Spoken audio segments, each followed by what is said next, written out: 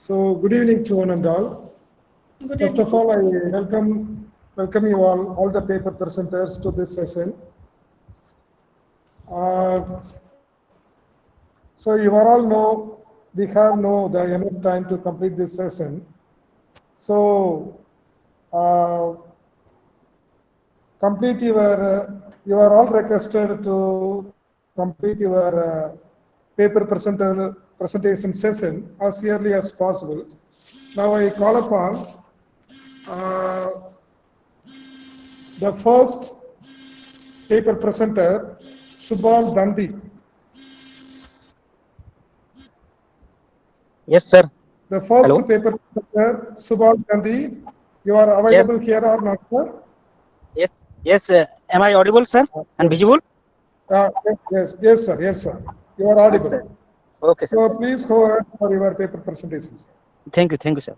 My topic name is the impact of higher educational institution in India, a study of gender perspective. Okay. First of all, since independence in 1947, there has been a significant expansion in higher education in India. But the achievement in terms of gross enrollment ratio, which is measure of the population in the relevant group to 23 attending higher educational institution is very low as compared to male. But in this presentation, the paper proposed that the main finding of this issue relating to impact of higher educational institution on women in the country, and the paper objective is that to analyze and to impact of higher education on girl students for Indian context. And the access to higher education is measured in terms of gross enrollment ratio, no, GER, which is a ratio of person enrolled in higher education institution to total population of the person in the age group 18 to 23 age. The estimate of GER is generally based on the data collected by MHRD, UGC, etc., etc. But the data is that gross enrollment ratio increased from 0.7% in 1950-51 to 1.4% in 1960. By 2006 or 7, the gross enrollment ratio increased to about 11%, which is assessed is generally a lower for girls as compared to the boys. Which being 12.42 for the male and 9.11% for the female. This is the UGC report 2018. Sorry, 2008.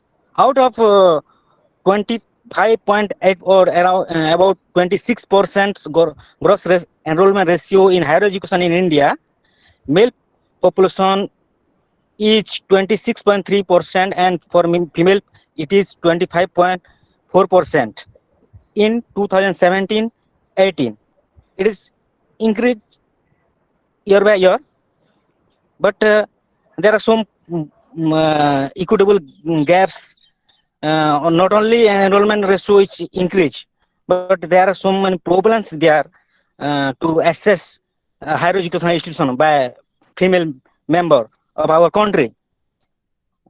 Another importance of our higher education on women, needless to say, higher education has a very crucial role to play in improving the quality of life of women, whom constitute the most vital resource for building a nation. It is expected that strengthening of higher education system would increase access to education for women and enable them to pursue career for their choice and contribute their full potential of the nation. And higher education, apart from enabling women in contributing towards the nation development, as well as to equip them with critical ability to face the challenges.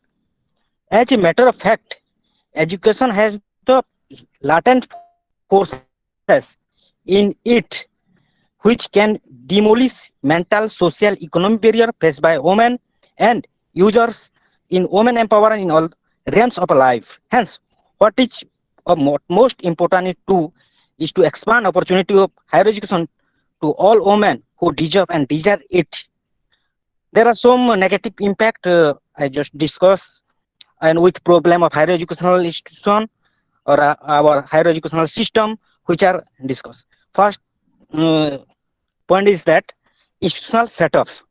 The number of girls colleges in our country show an increasing trend. However, even nowadays, exclusively women colleges constitute only 8.6% of all colleges, and women university constitute only 1.10% of all university in the country, which is undoubtedly very low.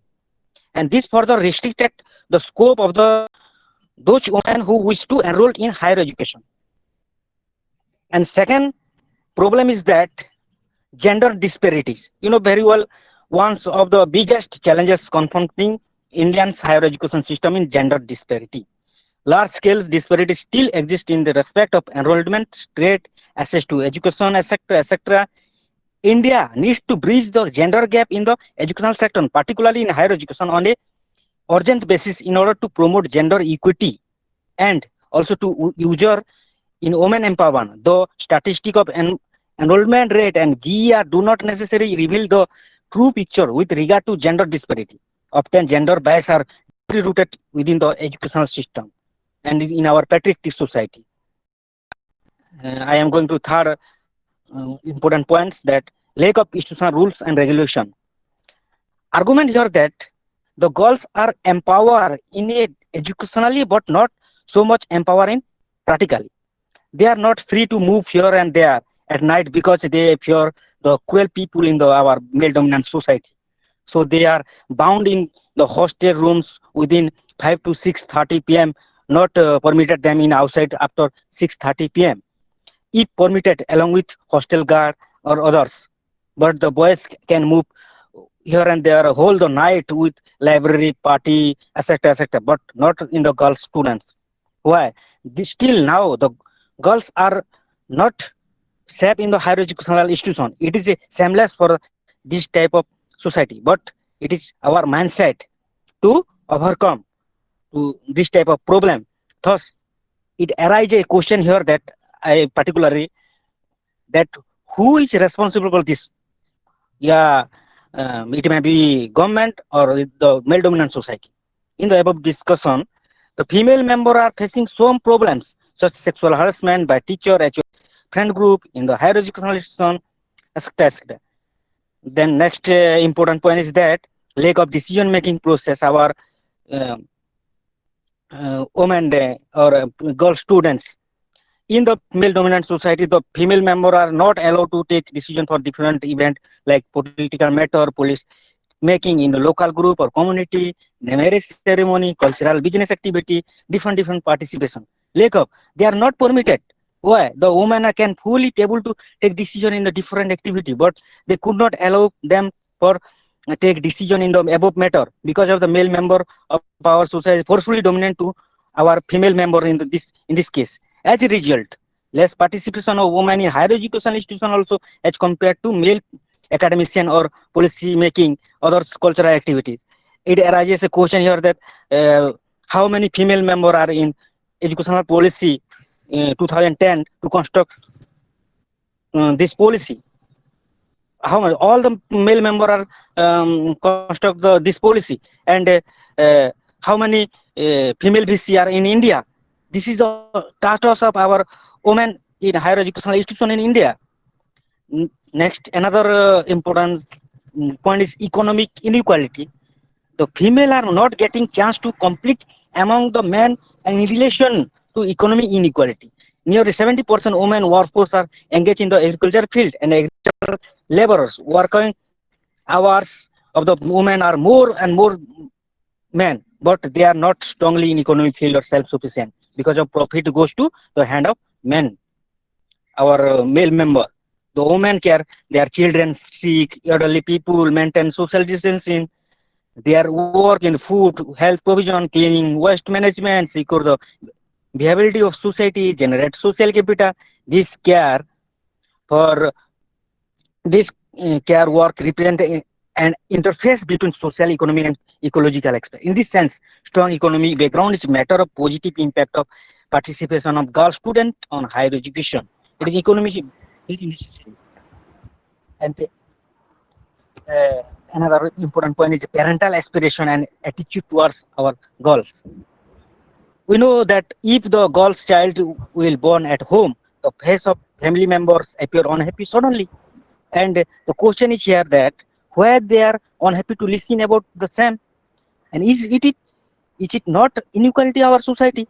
Most of the families member do not want to give chance the girl for her story. Why? And parents' expectation from girls are very minuscule when compared to the expectation they have to on boy. Parental expectation regarding the process of education also different between boys and girls. And when the aspiration of out of boys is quite high, aspiration of girl is limited, making them suitable for matrimony. Negative parental attitude towards the education daughters can also be a barrier of higher education for girl students. While parents view the education of their sons are investment, education daughter is just yet a waste of money. Okay.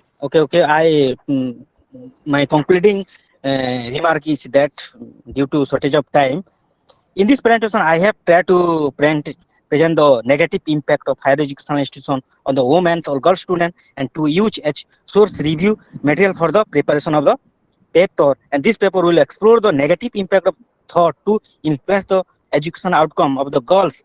In fact, the women of today are also facing a lot of problem regarding the higher education institution. The higher education institution are established with the objective to have more girl participation that belong to from India, but could not get the proper benefit of studying of higher education for various sociological drawback. I have also presented the way in which the finding of this study have helped in developing the approach and strategy for higher education. According to Mahatma Gandhi, just a quoted, educate one man, you educate one person, but educate a woman, you educate a whole civilization. Thank you so much. Thank you, sir. Thank you. Welcome, sir. Shanti, sir. Thank you. Thank you for your presentation. So I have two questions for you. Okay. So your title is Yes. Impact of Higher Educational Institutions in India, a study of gender Sure. perspective. Okay. Yes, So in your presentation, okay, I have two Yes, sir. questions. The first question, what kind of impact the higher education institutions create in the society?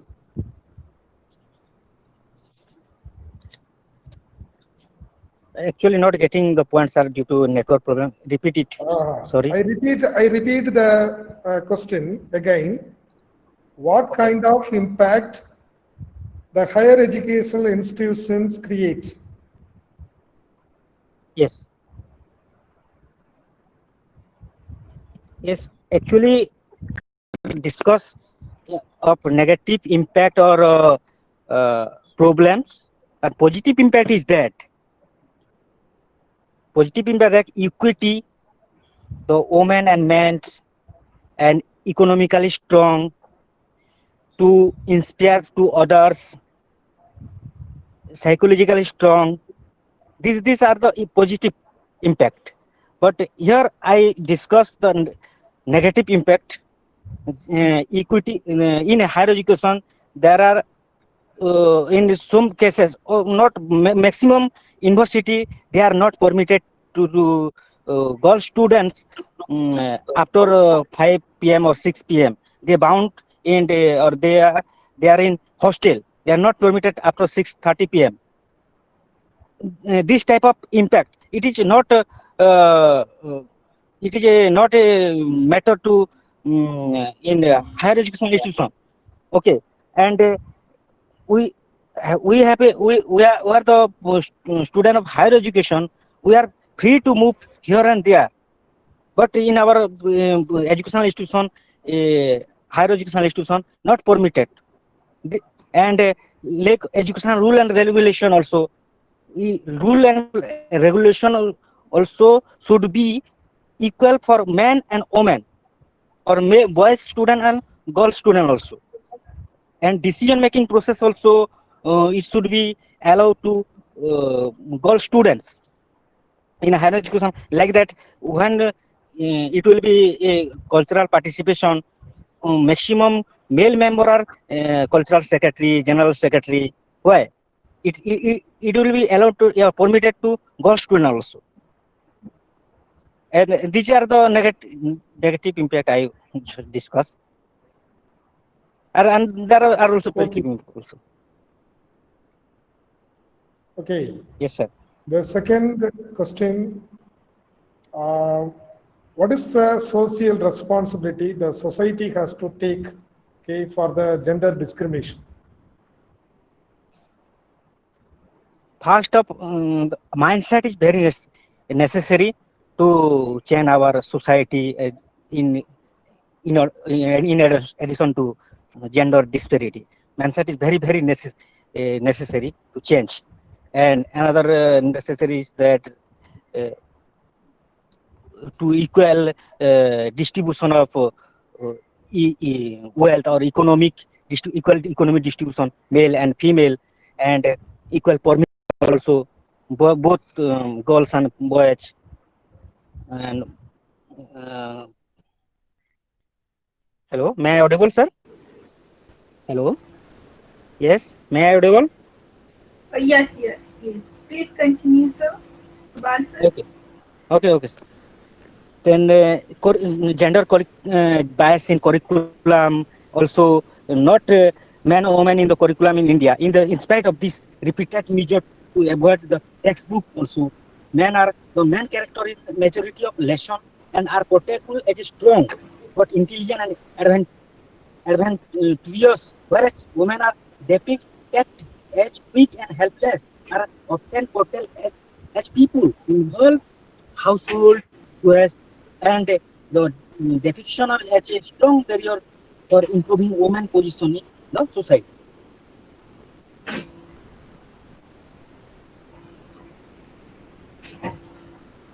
Yes. Hello. Yes. Jiva, sir. Dr. Jiva, sir, you are muted. Hello, Dr. Jiva, sir. We are unable to hear you. Please check mic. Yes, madam. Yes, madam. I am here. It is. Can you hear my voice? Yes, sir. Rather, someone is speaking for me. Yes, sir. Okay. So Subal, thank you for your presentation. Okay, sir. Welcome. Okay. Oh, welcome, sir. Let me call the another paper presenter, Sivangi. Sivangi is here. Sivangi. Yes, sir, I'm here. Am I audible? Am I audible, sir?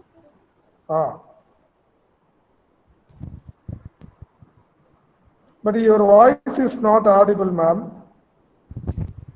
So, am I audible now? Speak aloud. Am I audible, sir? It's okay. So, please give me a moment to share my screen.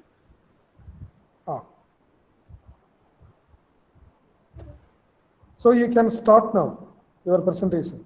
Yes, sir. So, I'm not able to share my screen. It is asking for some permission. What?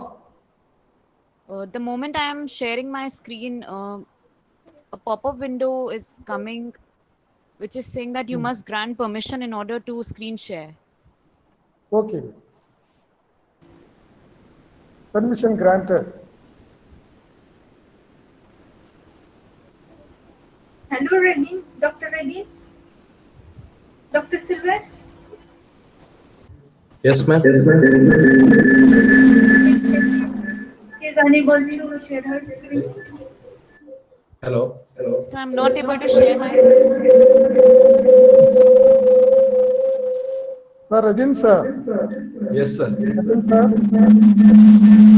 the candidate wants to share his screen with us. Rajin, Hello? Rajin sir, Rajin sir. Hello. Professor, can you hear my voice, sir?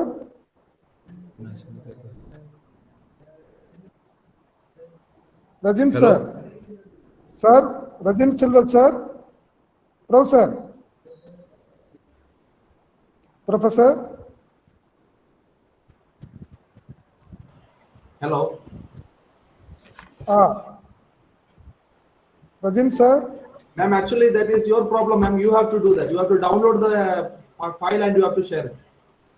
It's not in our control. Yes, ma'am. What is your problem?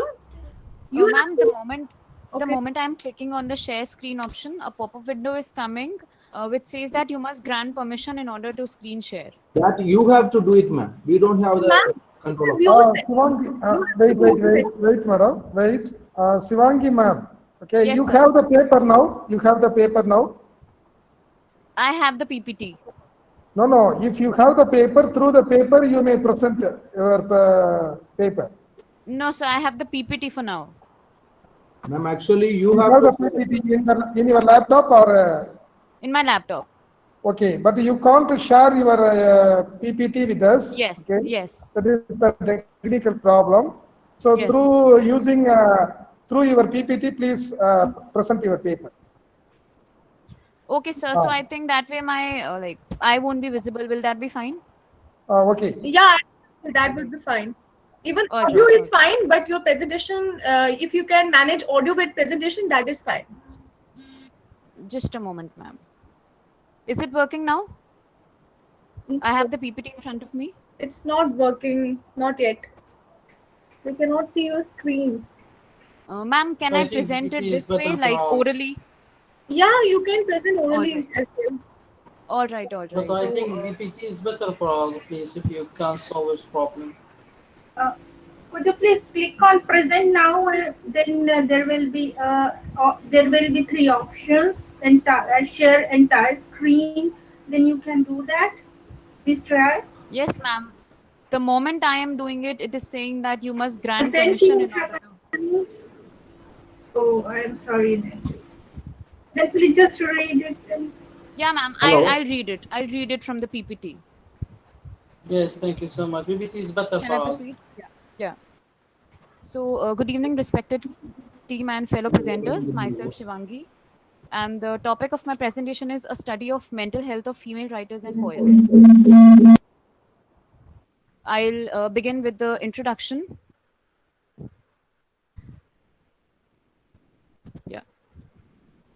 Yeah. So literature has always had a special place in its heart for madness, otherwise shunned as the very antithesis to reason and enlightenment, mocked at by society, ostracized by religion as a demonic possession, or equally dangerous, a manifestation of the divine.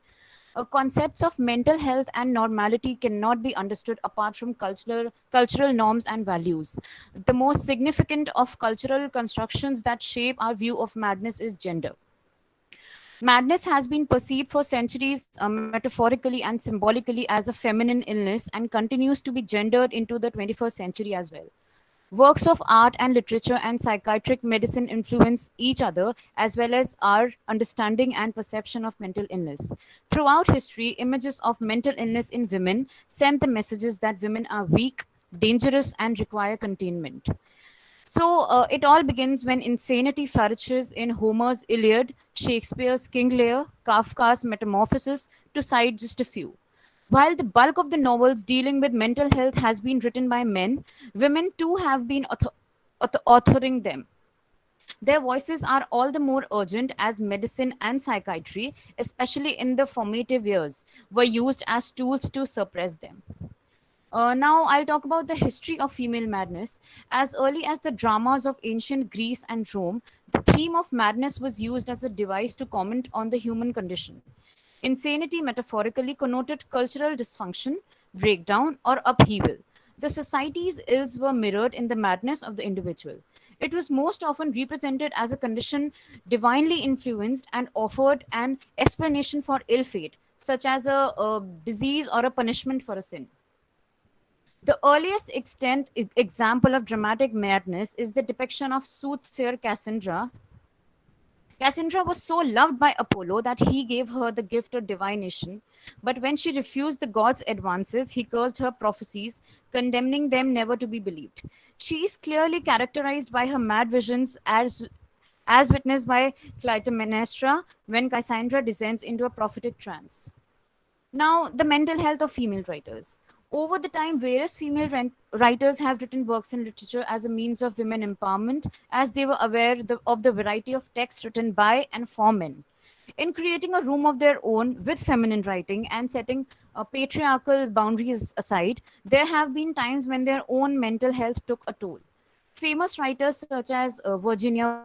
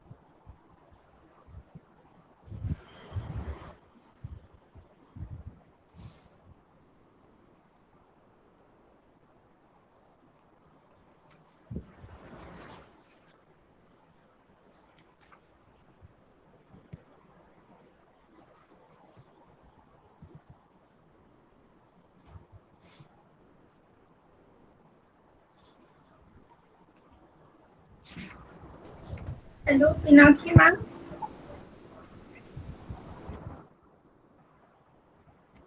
Hello. Hello, hi there. I think Shivangi's connection is not there. Miss Shivangi, can you hear me? She left the meeting. I think she must be having some network problem. So, shall I call the another scholar, madam? Another paper presenter? Sir, I think just for 1 minute we should wait for her, or else we'll move forward. Just for a minute.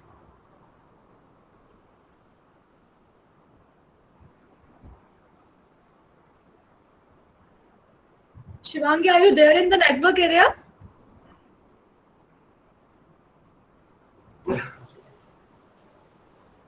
Hello? Okay, sir, you can call upon another participant, and when she'll be back, we'll give her last chance to carry on. Okay, madam. So, Rajin sir? Professor sir. Rajin sir? Yes, sir. Sir, now I want to leave from this session. Okay. Okay. So, please make arrangement for other papers, presenters. Okay. Okay, sir. Okay, okay. Okay, sir. Shall I leave now, sir? Yes, sir. Okay.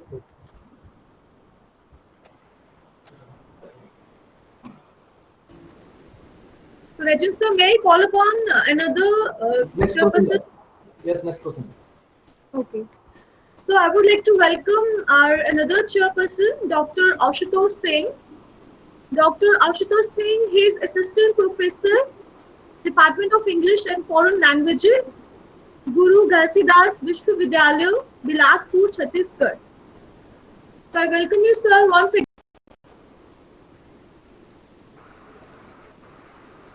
Thank you, ma'am. Thank you, Pinaki Baksha. So you can move forward.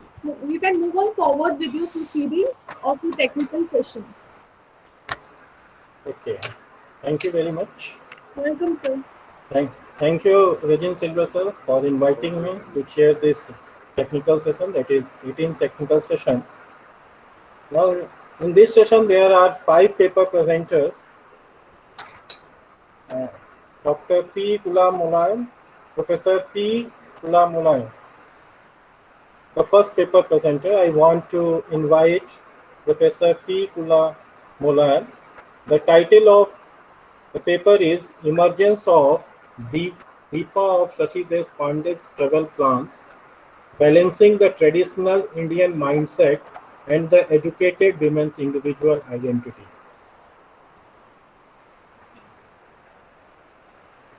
Ma'am? Audible? Yes, ma'am. Okay, You can start your presentation, ma'am. yes, sir. Yes, sir. Thank you. 1 minute, let me.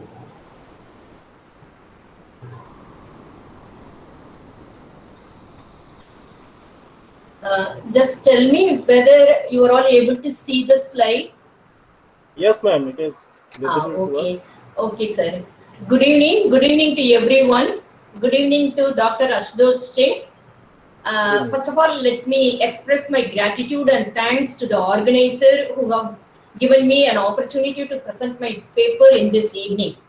The title of my paper is Emergence of Deepa of Shashi Deshpande's Travel Plans, Balancing the Traditional Indian Mindset and the Educated Women's Personality.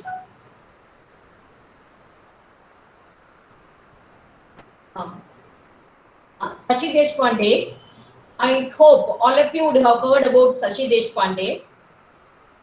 She is one of the most significant of the contemporary Indian women writers in English.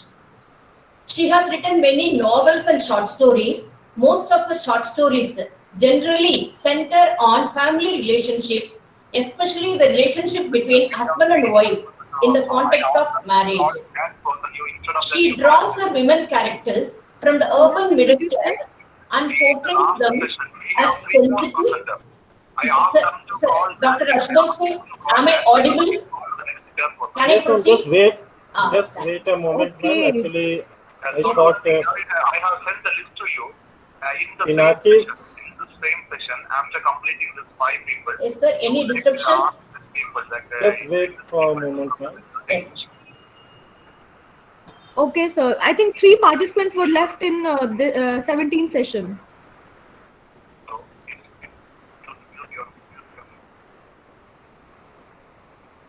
Madam, are they going to continue or can I do it? Mine. Okay, ma'am, just continue. Actually, Ah. there was a disturbance or disruption. That's why I told you just wait for a moment. So I can continue. Yes, yes. Please do. Okay. Okay, thank you. Shashi Deshpande draws the women characters from the urban middle class and portrays them as sensitive, intelligent, educated, and career-oriented thinking women, presenting them as individuals capable of breaking away from the traditional constraints to redefine their identities in tune with the changed social ambience of the modern times. Deepa of Travel Plans. Travel Plans is one of the short stories written by Shashi Deshpande. Deepa in this story is an educated woman who works in a travel agency where she has to arrange for tours. When she was studying in school, she was fascinated by the new names of countries and different places by looking into the atlas. At that time, she had told herself that I must visit all these places when I grow up. Now that she has joined in a travel agency and it is her duty to chart out the routes to various places and continents. When she plans the tour of other people, she too longs to go to various places. She has a plan to start her own travel agency and she used to tell her friend Helen, we will start our own agency. We will visit so many places. We will come around the whole world. Just like that, she used to tell her friend. But she got married to Sriram and her plan does not get materialized. Deepa's marriage. Soon after the marriage of Deepa, Sriram leaves, her husband Sriram leaves for US, saying that he will arrange for Deepa to come and join him at US. So Deepa stays in her in-laws' house. She becomes familiar with the routine and the sounds of her husband's home. There, she calls her in-laws Appa and Amma. These three form a family now. She finds comfortable in their presence, and all these three have become familiar with each other as though they know each other for a long time. Deepa's dilemma. Life goes on like this for a few months for Deepa. Deepa is asking herself why her in-laws are not asking her when she is joining Sriram at US. One day, through her cousin Raja, who is working abroad, Deepa comes to know that her husband is living with another woman in US. She is not sure whether her in-laws know this or not. She has a doubt whether they know everything and are just pretending. Deepa and her relationship with her in-laws. Deepa doesn't have the habit of eavesdropping when her in-laws talk to each other. But after knowing that Sriram is living with another woman at US, she has started eavesdropping. The worst thing in Deepa's life is that she listens to her in-laws' conversation, which is as follows. I quote, "He will change. Now that he is married, he will forget that woman. All he needed was a wife. He is a good boy. Really, didn't he get married just to please us? He cares about us. He knows we need someone here to help us. How many sons would have done this?" Unquote. She had thought of these people as someone who could plot and conspire this way. So Deepa was thinking that her parents are very much dedicated to her, very much in love, showing their affection towards her. But now she is able to understand that even they had plotted against her and conspired against her. Deepa is thinking of her relationship with them now. She asks herself, what am I to them anyway? Sriram is their son, their only son. They will do anything for him. Even now, when they speak, I hear the name Sriram over and over again.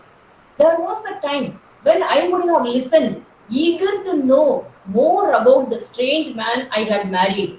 Now, the talk is over and around me, leaving me untouched. Unquote. She says, I find it hard to call them Amma and Appa. So, soon after the marriage, she had been addressing them as Amma and Appa. Now, after knowing that her husband is living with another woman, she hesitates to call them as Amma and Appa. My tongue stumbles. It seems somehow dishonest. She is saying. Parents' home. Usually in a very patriarchal society, in Indian society, whenever women come across any problem, they used to visit their parents' house. Here, Deepa is also visiting her parents' house. And we have a question, whether her parents' house is a refuge for her or not. Deepa goes to her parents' home, thinking that that is where she belongs. Now that her affection for her father-in-law and mother-in-law had been decreasing, so that she thinks that at least in her parents' house she will find some consolation. When she goes there, her mother, sister and sister-in-law are engaged in a conversation about the daylight burglary next door. She does not know how to reveal the truth about Sriram. I quote, how do I speak? What do I say? That my marriage is over? That the man I thought is my husband is married to or living with another woman?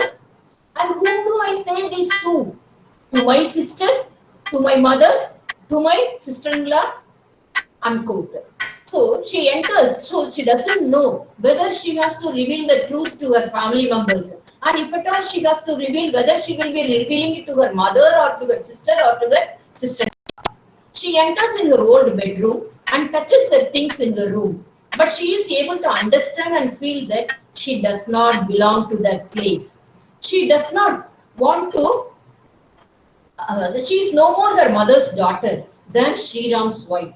She does not want to disrupt the feeling of pride and happiness of her mother, who is under the impression that her daughter's married life is a happy one. So her mother has been under the impression that her daughter Deepa is leading a happy life, happy married life. But now, how will she reveal the truth that she is not happy, that her husband has been married to somebody else? Deepa comes back to her in-laws' house. Deepa's plans. Deepa realizes that she is no longer needed in her parental house. She is devoid of the sense of belongingness in her parental house. She is recollecting everything that had happened in her life from day one of her marriage and decides that she has to do something about the whole affair without compromising her dignity. Underline is without compromising her dignity. She realizes that, I quote, I will have to do something now. The charting of a route through an unknown continent. Her unknown continent is her future now. It is bleak. Just like she used to chart a route for unknown places for her customers, she has to find a route for herself. She has to find a solution for herself. She has to channelize her own future now. Traditional daughter-in-law. See, my heading itself is how she is balancing as a traditional daughter-in-law and also as an educated woman's individuality. The love and affection showered on her by her ailing mother-in-law and doting father-in-law proved to be too much for her.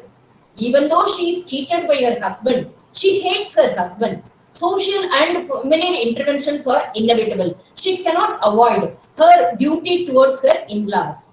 As a traditional daughter-in-law, she has to look after her in-laws, even in the absence of her husband. At the same time, as an educated woman, as a new woman, she does not feel that her life is doomed. Deepa takes up the responsibility of solving her own problem. She does not make an issue of the injustice done to her. Normally, women will fight with their in-laws or with their parents and will make hues and cries. But Deepa thinks in terms of reshaping her life. Look at it, reshaping her life. She attaches herself to her in-laws and plans her future plans.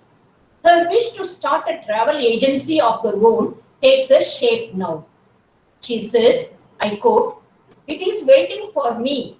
I know something I have always wanted to do for myself, something I will have to do now.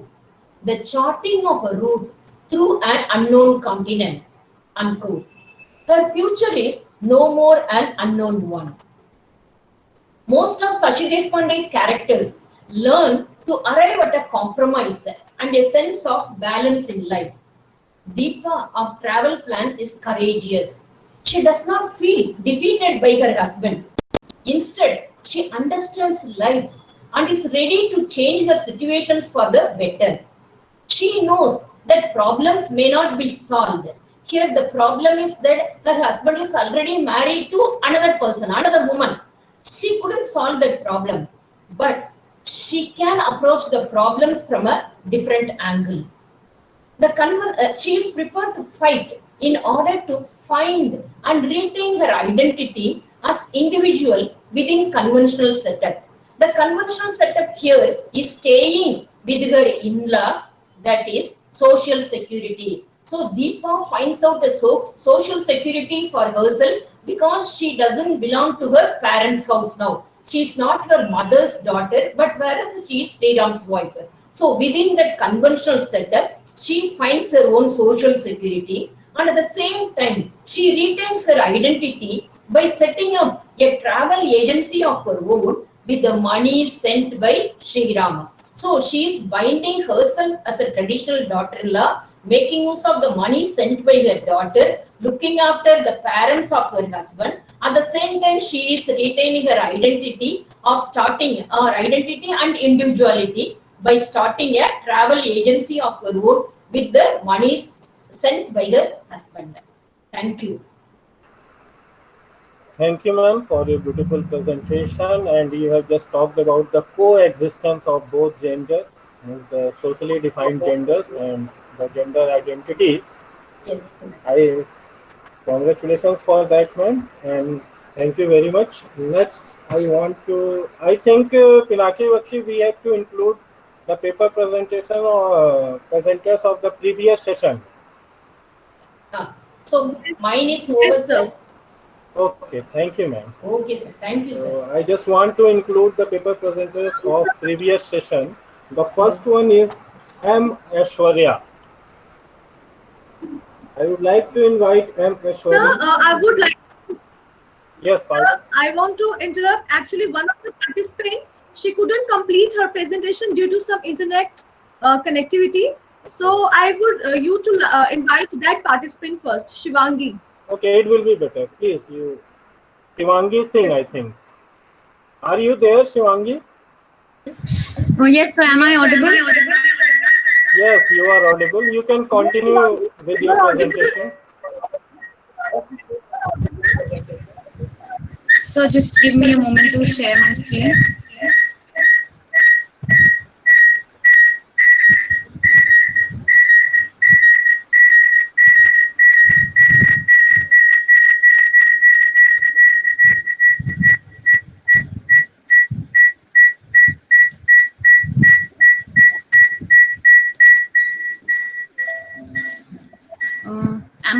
Is my screen visible? Yes, yes, your screen is visible. So Yes, Shivangi, you yes. can contribute to your presentation.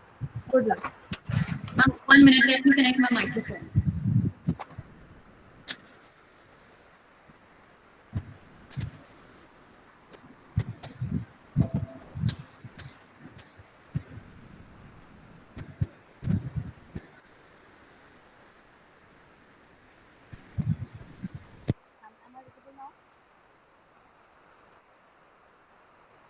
Ma'am, am I visible?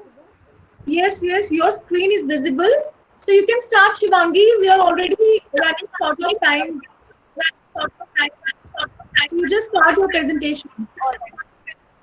All right, ma'am. Yeah. Good evening, respected team and fellow presenters.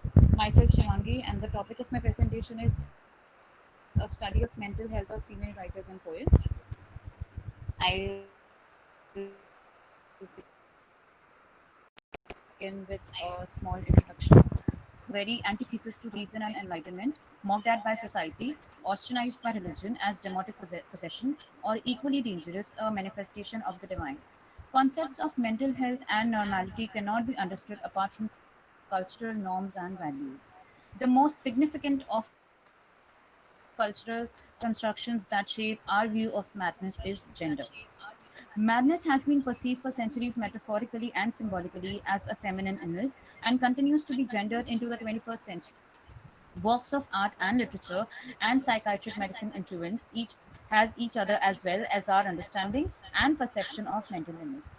Throughout history, images of mental illness in women send the message that women are weak, dangerous, and require containment.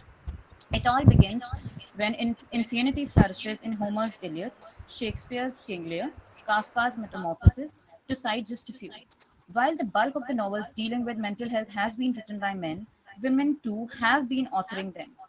Their voices are all the more urgent as medicine and psychiatry, especially in the formative years, were used as a tool to suppress them.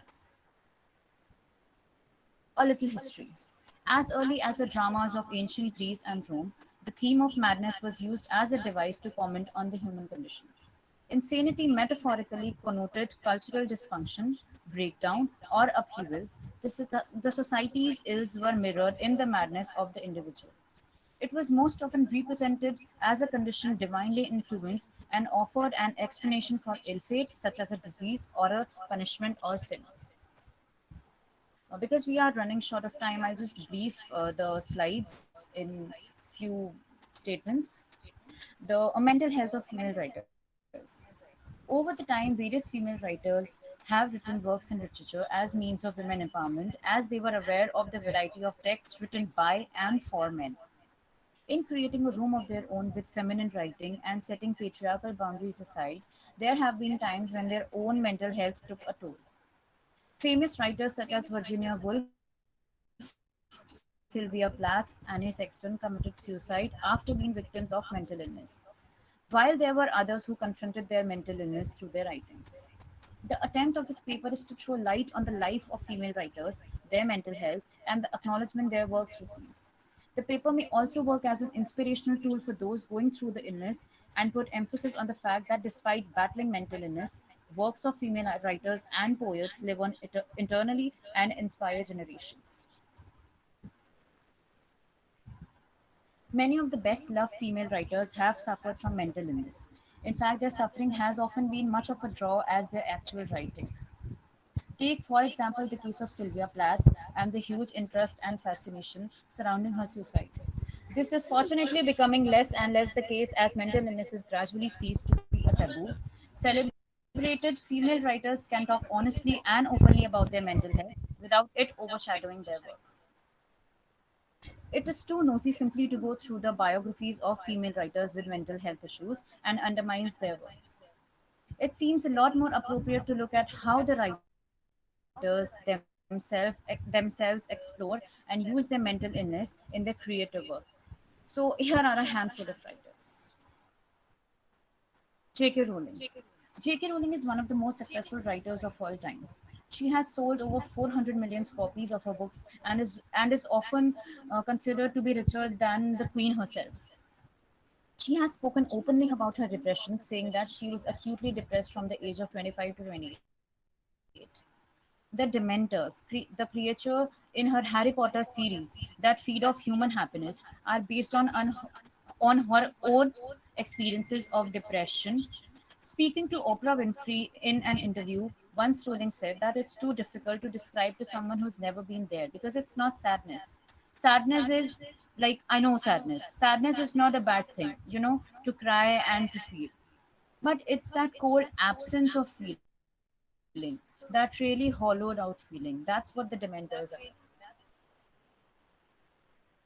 Another famous writer is Sylvia Plath. Plath wrote arguably her best and definitely her most celebrated poetry when she was severely depressed, making a defining contribution to a whole new poetic style, confessional poetry, which used the poet's personal feelings and events from their lives. Unable to sleep, Plath would rise in the early hours and write before her children woke up, creating the celebrated collection Ariel.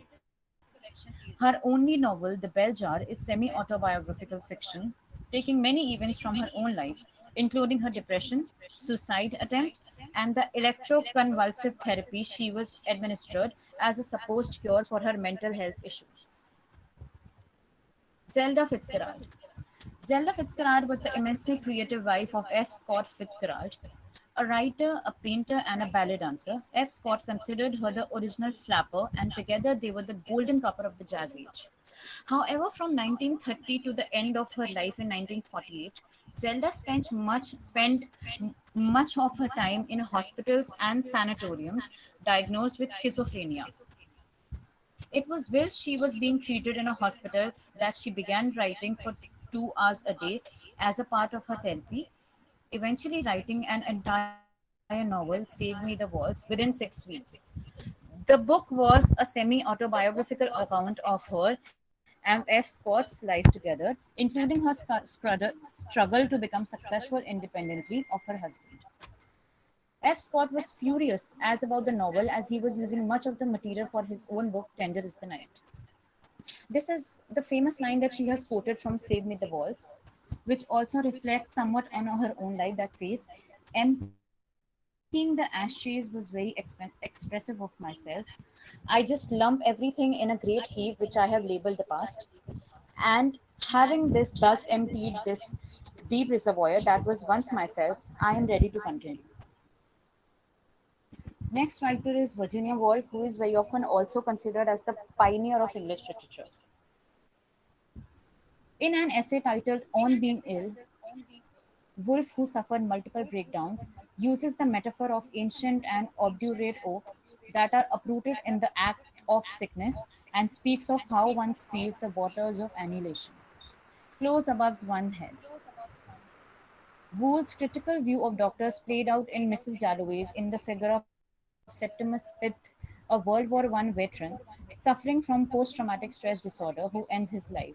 When Mrs. Dalloway, who does not know him, learns of his death, she felt that he had done it, thrown it away. This is the statistical data according to a Journal of Abnormal Psychology. The study looked at the prevalence by gender of different types of common mental illnesses. The researchers also found that women with anxiety disorder are more likely to internalize emotions, which typically results in withdrawal, loneliness, and depression. Men, on the other hand, are more likely to externalize emotions, which leads to aggressive, impulsive, coercive, and non-compliant behavior, according to the study.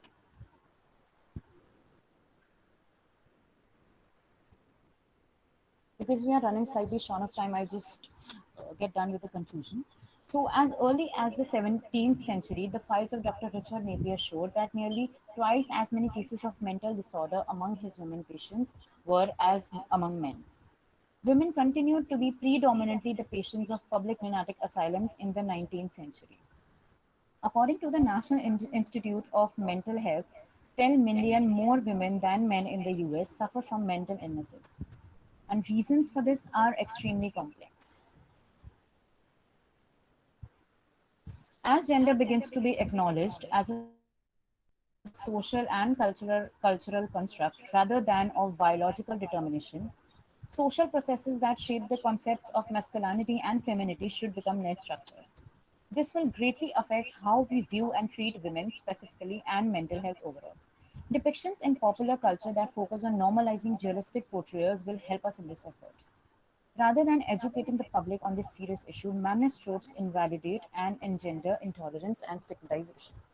In the end, there can be no simple answer to the question of women's mental health, but her pain is very real and we must listen to what she has to say and acknowledge her work as well. Thank you.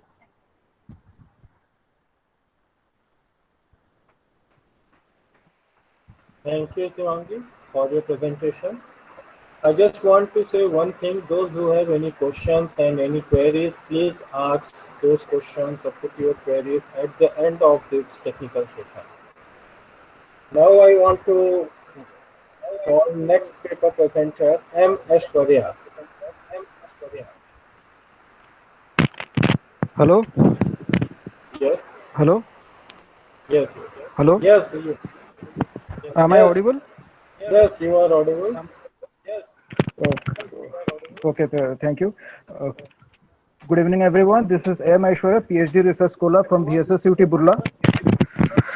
And my topic is understanding the role of folklore and gender around Aphrodite in the age of neo-paganism. Folklore and gender work in a very interesting manner. In the Greek legend of Judgment of Paris, the three goddesses appear before Paris to choose who is the fairest of them. They will give offers. Aphrodite offers Helen, Paris accepts it, and the result is the Trojan War. In the legend of Ares and Aphrodite, Aphrodite weds Hephaestus, the Greek god of metalwork, but she is not happy. She has an affair with Ares. Helios informs Hephaestus about it. Hephaestus makes a trap around the bed and goes out. Aphrodite invites Ares and both get trapped. Hephaestus invites all the gods and they laugh at Ares and Aphrodite. Ares gets respite only after Poseidon pleads to Hephaestus. In the legend of Psyche and Eros, Psyche is a beautiful lady whose beauty is envied by Aphrodite. Aphrodite instructs Eros and tells Apollo to tell the oracle to Psyche's parents that she will be married to a beast. Aphrodite is angry when Eros develops love for Psyche. Eros becomes the beast and marries Psyche with the condition that they will meet only at night. Psyche is curious to know more about the beast, and her jealous sisters tell her that it is a beast after all and will kill her. She goes with a knife and with an oil lamp at night to kill the beast. But the oil gets spilled on the face of Eros and she complains of betrayal and runs away. Psyche, in her attempt to reunite with Eros, ends up meeting Aphrodite. Aphrodite gives her the task to collect the elixir of beauty from the underworld without opening it. Psyche got the elixir, but out of curiosity she opened the box. Luckily for her, Eros escaped from Aphrodite and rescued Psyche. Zeus intervened and made Psyche immortal, and the two lovers lived together. Things go darker for Aphrodite, the goddess of beauty. When we come across the article, The Cult of Aphrodite, the moral battle continues. In the article, we come to know about the ancient city of Peloponnesus, and the article is about the sites Petra to Romeo and the village of Kokila.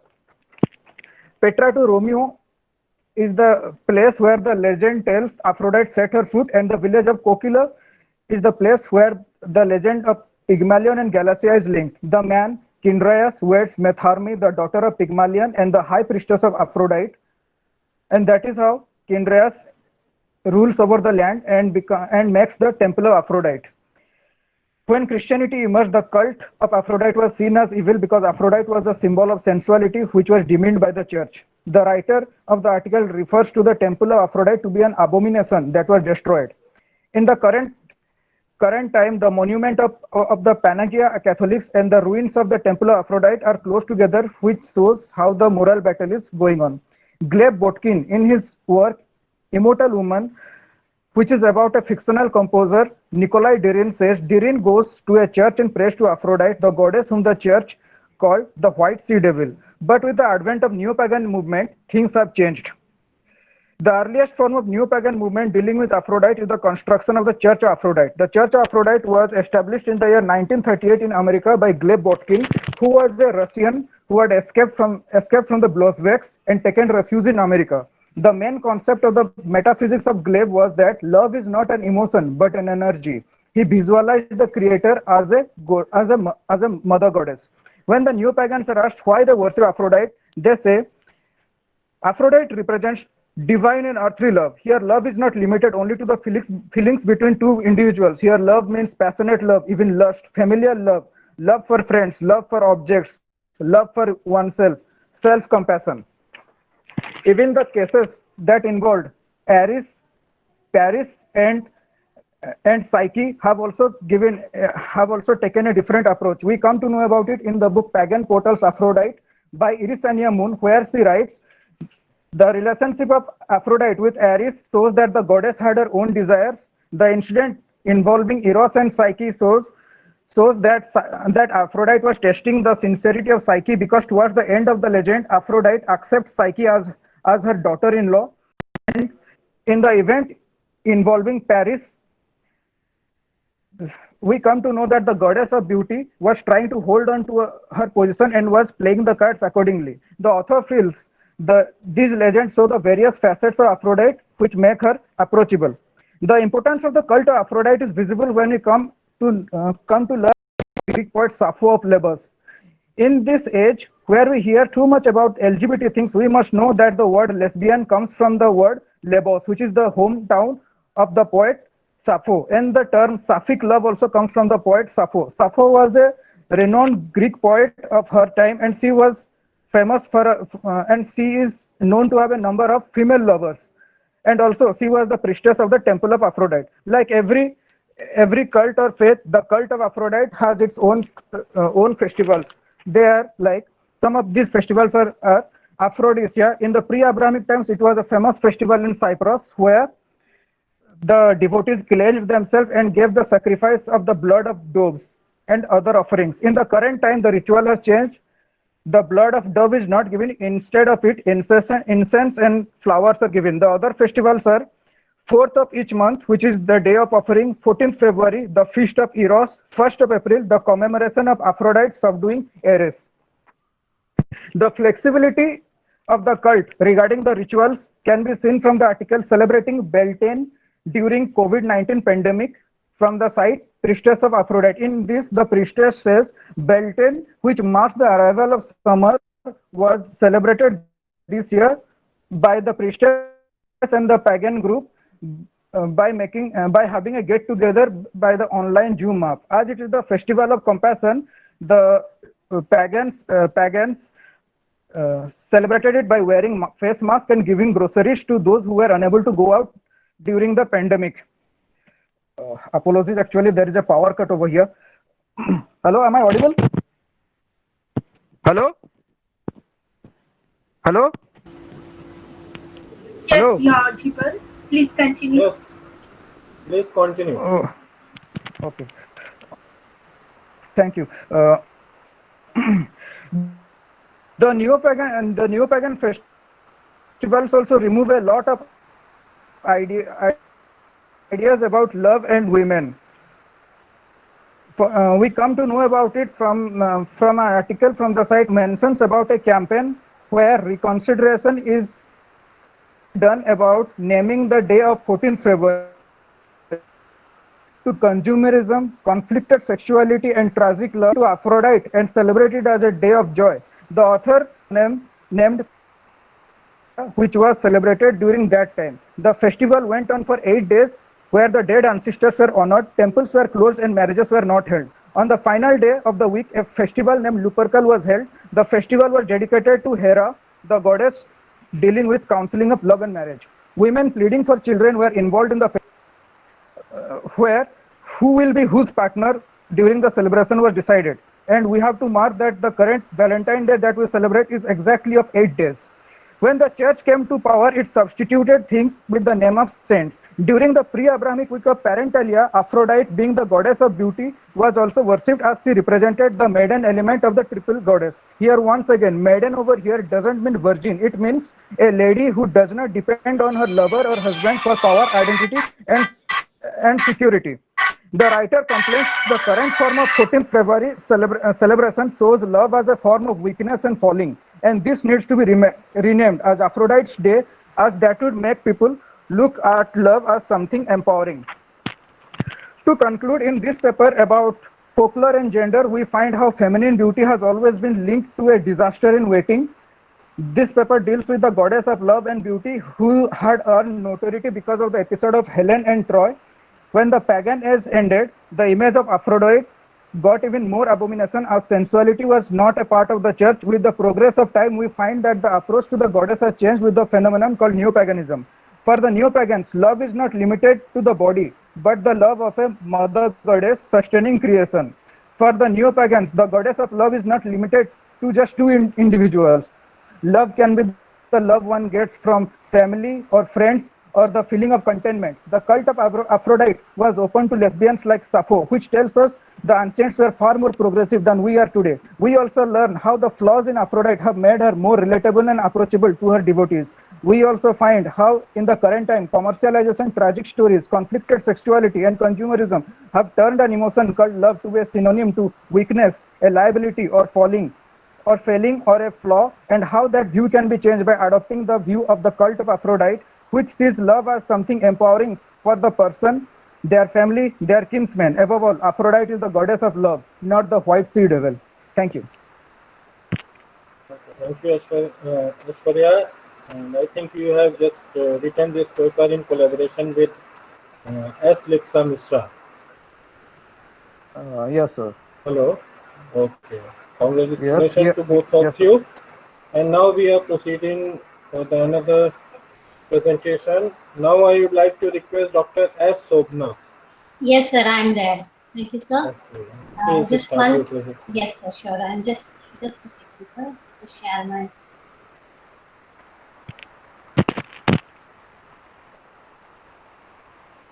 A very good evening. Yes, sir. Yes.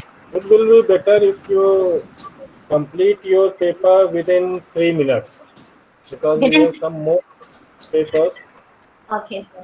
Sure, sir. Sure. So, first of all, before starting the presentation, I would like to express my gratitude to the presence of all the dedicated speakers and the participants in the conference. So, my title of the presentation is Gender Disputes As Depicted in Literature. Particularly, I had taken from Indian literature. So, due to the time constraint and everything, let me make my presentation very brief. So, the significance of the study of my research, this paper, we all know that literature presents the opportunity for a fascinating study in historical gender roles. So the primary significance of the study rested in the broad topic of gender. The study of far-reaching impact of gender is a lens for understanding the society and enhance what was known about how gender was being a part of society.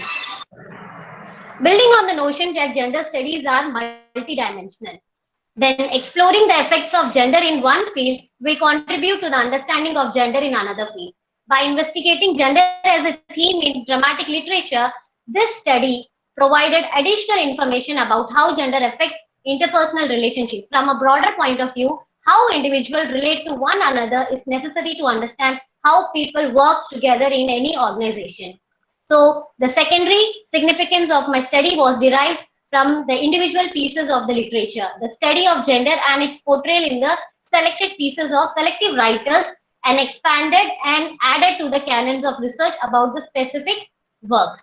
So the first one, portrayal of women in literature. Literature has witnessed the role of women evolving through ages, but until recent time, most of the published writers were men, and the portrayal of women in literature was without doubt biased. A lot of it has to be blamed on the fact that in ancient world, literacy was strictly limited, and the majority of those who could write were male.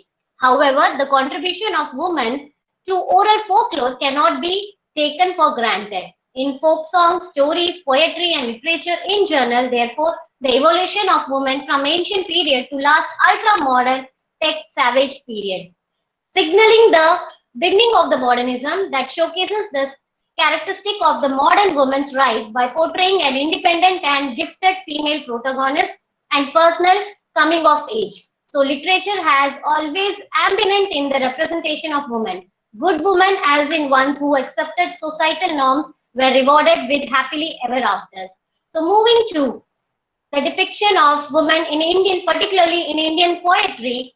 Speaking of the depiction of women in Indian poetry, it was freedom fighter, education, and the activist Mahadevi Verma who became the torch bearer of Hindi poetry on the particularly women issues. She also wrote on issues of women emancipation and female sexuality, one that pretty much excited outside marriage.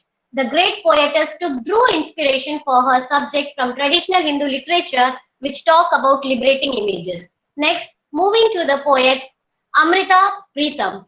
She proved to be one of the leading voices in Indian religion poetry in the 20th century. Her Punjabi verses, which spoke of the aftermath of India-Pakistan partition, is the reign of women oppressed in due to cause achieved a cult status against confessional poetry. Then the Hindi writer Mridula Gaj has mentioned her as a famous best-selling books and authors and everything. The legendary writer thinks that true of the depiction of women in literature was still today. Superficially, female sexuality has got reduced to freedom of the body, including the outspoken such as menstruations, sexual desire, and sexual assault. So these are the depiction of women in Indian poetry, and I highlighted only the important writers who highlighted on these issues. And next, I'm going to showcase the new women in contemporary Indian fiction.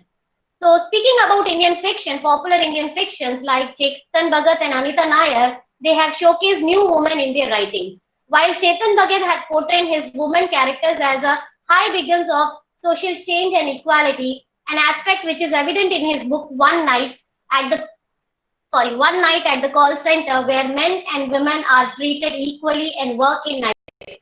Anita Nair, as well as Anita Nair characters have their own pain and sorrows, but they overcome their entire struggle, a fact that we can notice that in her particular novel, Lady Scoop, where she has not only portrayed, she also had told that nothing has changed in the term of mentality.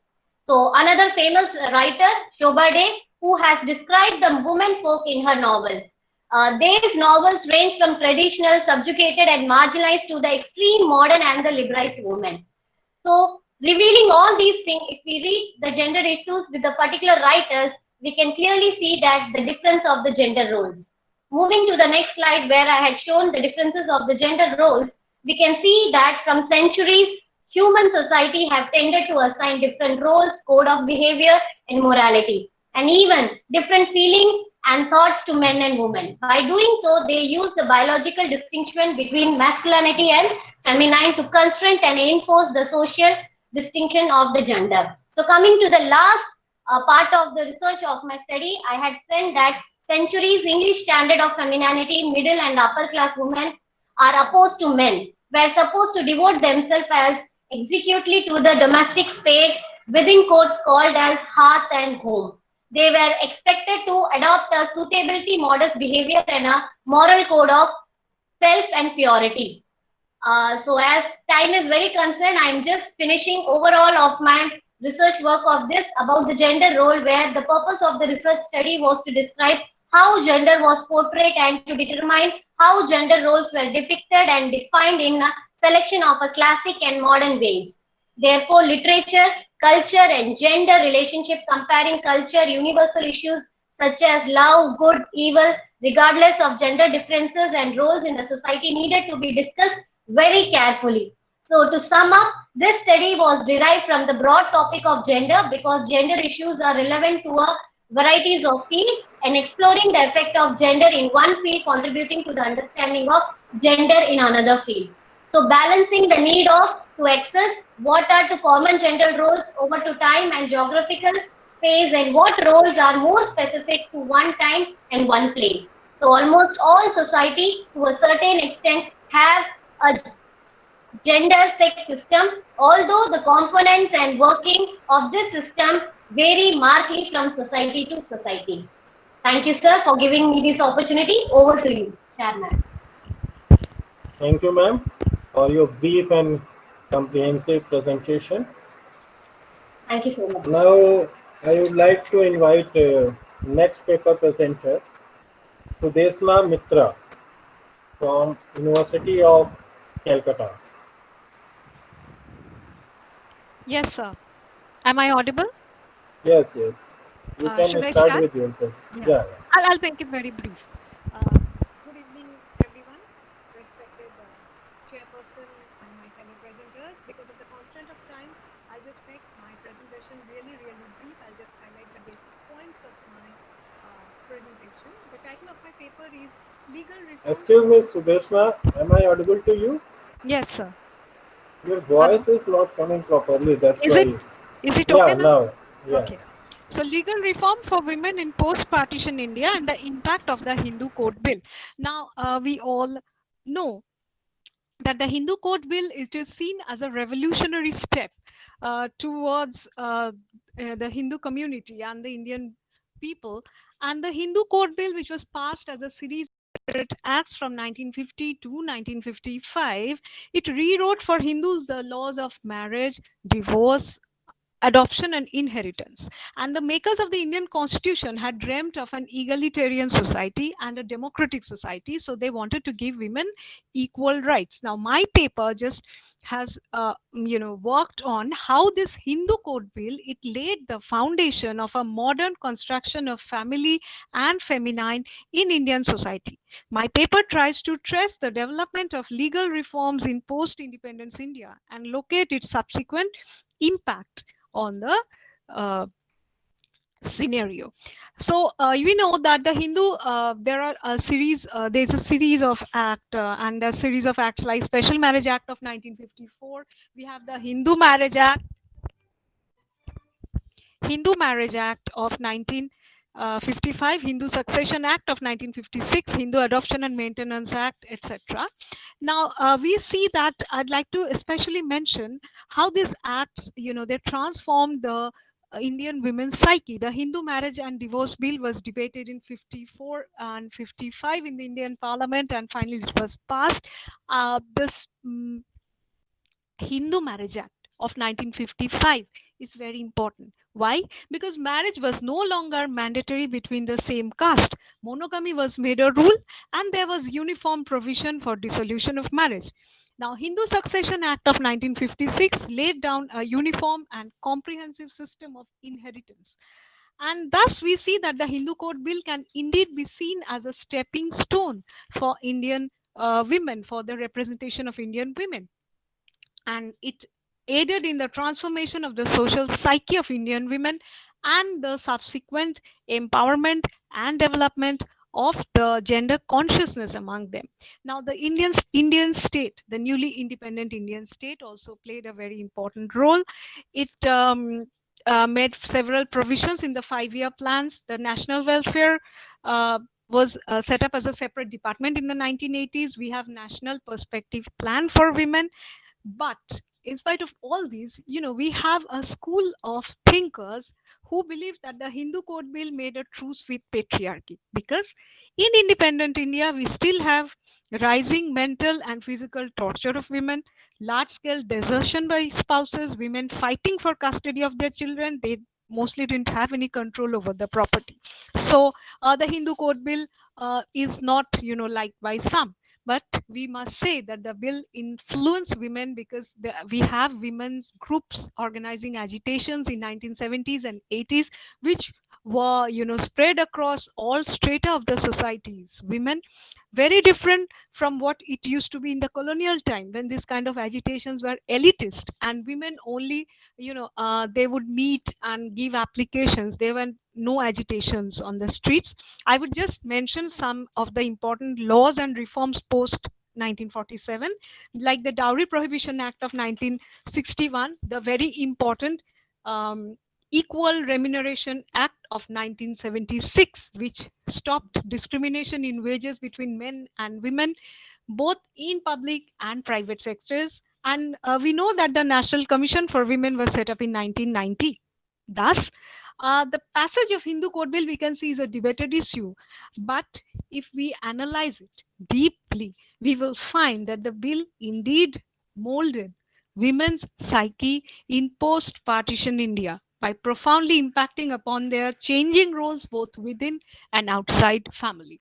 Dr. Chitra Sinha, who has a very important work on the Hindu Code Bill, aptly says that the effect of the bill was long.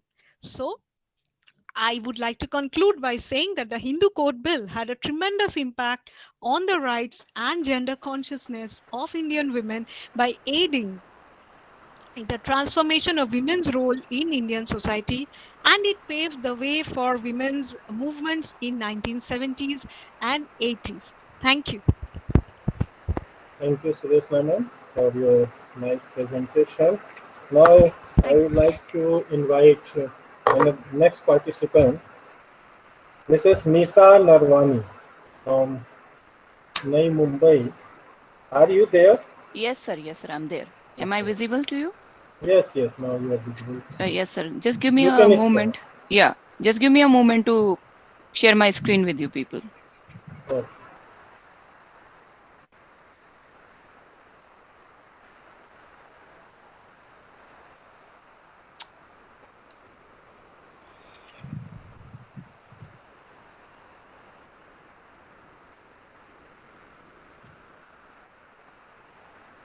Is the screen visible to you, sir? Yeah, it's visible. Okay, sir. Thank you. So, good evening, panelists, the presenters, and the organizer. This is Nisha Narwani, and I'm assistant professor at Ramrao Adik Institute of Technology, Nerul, Navi Mumbai. And the topic of my presentation is rereading of the female characters of Mary Shelley's Frankenstein. So, the objectives of this paper is to unearth a new gender narrative where Shelley has tried to glorify the female characters, to unfurl a new narrative by breaking the apparent traditional gender roles that the story of the novel seems to endorse. Third is to find the meaning and relevance in a small or no presence of female characters, which is there in the novel. To criticize male characters for being self-centered, bereft of the sense of duty, and to glorify women for showing courage and being dutiful whenever required. So these are the objectives of my paper that I've tried to cover in my paper. Now, before I give my interpretation of the novel from the gender perspective, I like to put light on these various interpretation of the novel Frankenstein, which is written by Mary Shelley. So generally, Mary Shelley's novel Frankenstein has long been labeled as a women's book. Ellen Moores described Frankenstein as female birth myth, which depicts Shelley's ambivalence about motherhood. Kat Ellis interprets Frankenstein as a critic of bourgeois family and the separation of male and female sphere, which is very much obvious in the story of the novel. Sandra Gilbert and Susan Guber write that the book describes a woman's helpless alienation in the male society, and my paper is just against this, right? Mary Povey calls it the myth of female powerlessness, which justifies the female writer's uncontrollable desire for self-expression. So maximum interpretation, they say that the female representation in the novel is like Mary Shelley has not given any power to the female characters. Okay, but I try to reread all those female characters and try to find out that what is the real expression of Mary Shelley through those female characters. So through all these interpretation, we can say that Shelley was concerned about the position of women in patriarchal culture. Okay, now to understand that why those minor roles were given to the female characters and what is their significance, we need to understand a little bit, about the autobiography of Shelley, or we can say the autobiographical elements of Mary Shelley's life. So Shelley has not given any prominent roles to the female characters, but she had lauded their existence subtly and indirectly. Because Shelley herself was surrounded with robust heroic figures like Percy Shelley, Percy Bysshe Shelley, the famous, romantic poet, Lord Byron, and her father, William Godwin. But she also had indelible impression of her mother, Mary Wollstonecraft. And you remember Mary Wollstonecraft as the first feminist writer. Okay. Being encircled by such great male figures, her presence was not very eminent. And her voice was not very loud, but it was relevant, even it is reverberating in the present time. In the epoch of Romanticism, she could not restrain herself in writing a critique of romantic masculinities. Mary's writing have unique flavors and relevance, but she couldn't gain the similar name and fame as received by Percy Bysshe Shelley and Byron. Even in the first edition of Frankenstein, her name did not appear, but she knew the significance of her work. So I want to relate my entire paper with this autobiographical element. Now, to understand the presence and absence of female character with little or no voice has a lot of significance. We have to do a little bit comparison of these female characters with the male characters. Okay, the main protagonist. So the presence or absence of female characters with little or no voice has a lot of significance and can be dignified by examining the author's intention and by diving deep into the sea of hidden meaning in the story.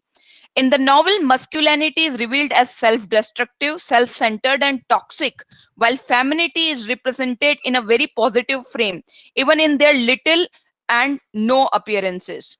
There are instances of male violence and women suffering, but deeper investigations show how female characters remained courageous and sane in adverse situation, which is typically considered as male virtue. And few instances I like to show from the novel. The first instance was where the mother of the protagonist, Victor, dies. And what happens there? We just see the reaction of the male and the female characters. Dead morals and deteriorating sense of duty are exposed in male protagonist Victor Frankenstein. Victor refrained to help Elizabeth to look after his mother. He was absorbed in his idea to go to University of Ingolstadt to study and earn power by it. At the death of Caroline, who is the mother of the protagonist Victor, Victor's thoughts are represented in a very mechanical way, bereft of any emotions. And I like to read one excerpt from the novel. My mother was dead, but we had still duties which we ought to perform. We must continue our course with the rest and learn to think ourselves fortunate whilst one remains whom the spoiler has not seized. My departure for Ingolstadt, which had differed by these events, was now again determined upon. Here, Shelley is representing the decadent ethics of Victor by highlighting his selfish for the personal quest in the field of science and knowledge. At the same time, the character of Elizabeth is glorified, as she at once realized her duties after the death of Caroline and emerged as a strong woman to handle this difficult situation and was not getting deviated by any selfish motives. Femininity is dignified in the form of Elizabeth for being courageously selfless, while masculinity is disgraced for engrossing in personal pursuit for endless powers. Second instance was when the Justin, the housemaid, was framed for the murder of William, who was the younger brother of Victor. And what was his reaction and what was Elizabeth's reaction, that we need to understand. When William was killed by the creature, and the creature was made, or we can say created by Victor himself. When William was killed by the creature and Justin, the servant of the house, was framed for this murder, at that time also Elizabeth came forward during the Justin's trial and addresses the court to save Justin.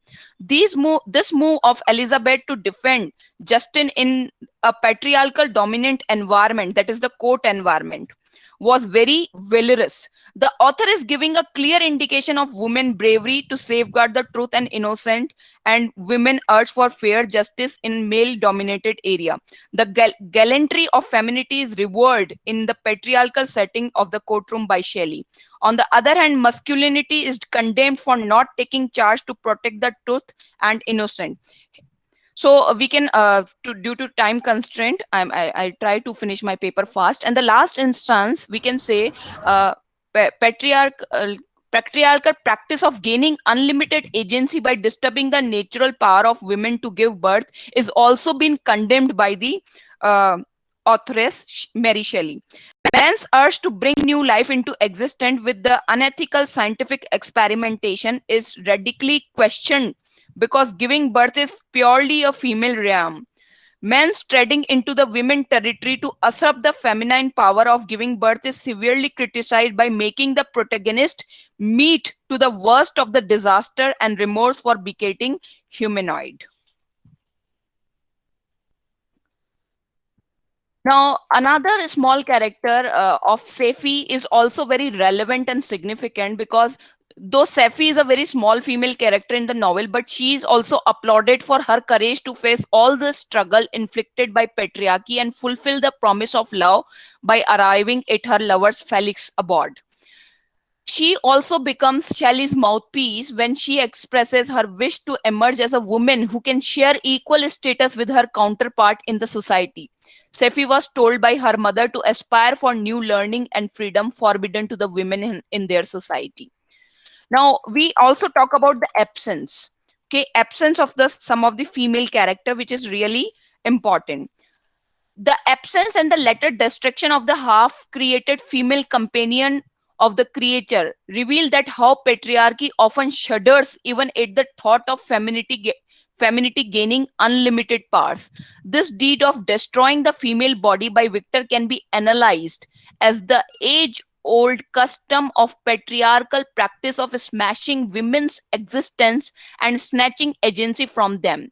The act of ruining the female creature's body shows the violence against the silent women to strengthen the structure of gender subjugation.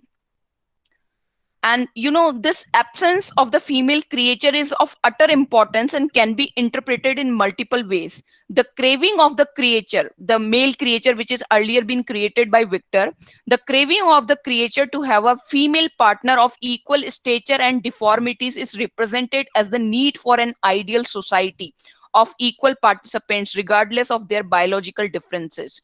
The thought of the parts of female fiend greater than the male creature makes Victor, the protagonist, tremble with fear to an extent that he tears the half-created body of the female creature in uncontrolled rage. I quote from the novel, "Trembling with passion tore to pieces the thing on which I was engaged."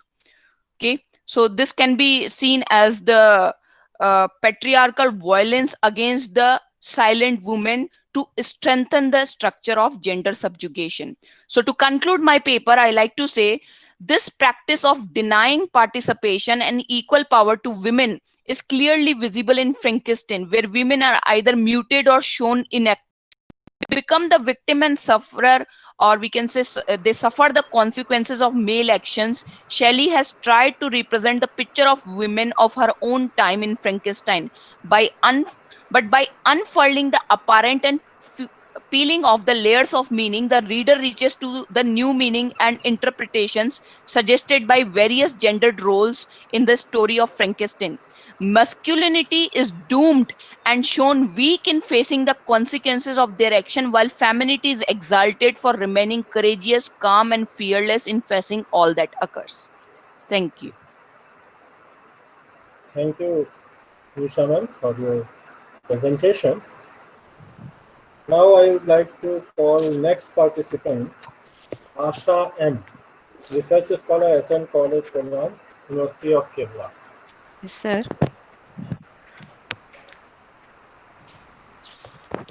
Respected chairperson of the session, Dr. Ashutosh Singh, and all other distinguished dignitaries present here.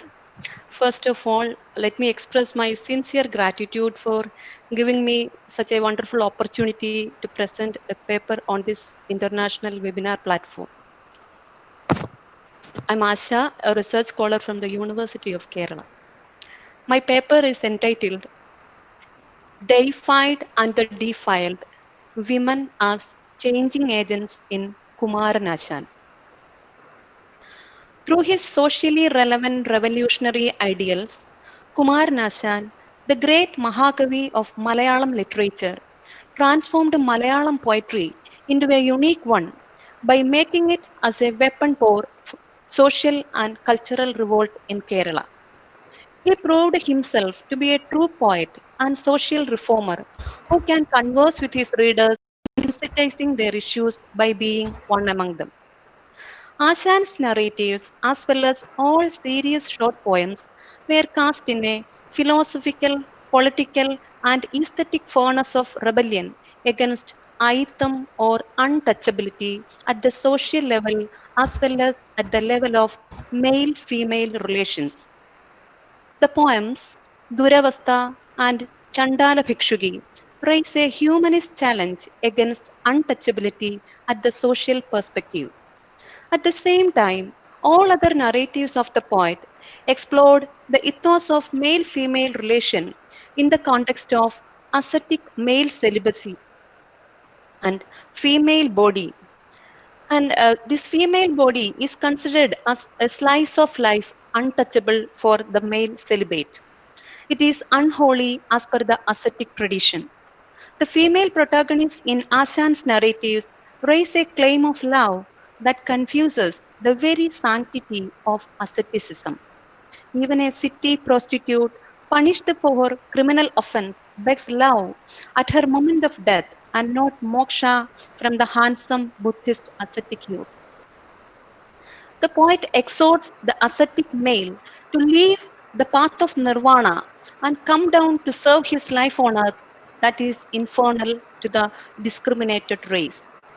If ascetic celibacy of the male is all that great, and if female body of love rejected as untouchable and unholy, does it not justify the Vedic thesis of untouchability and unapproachability?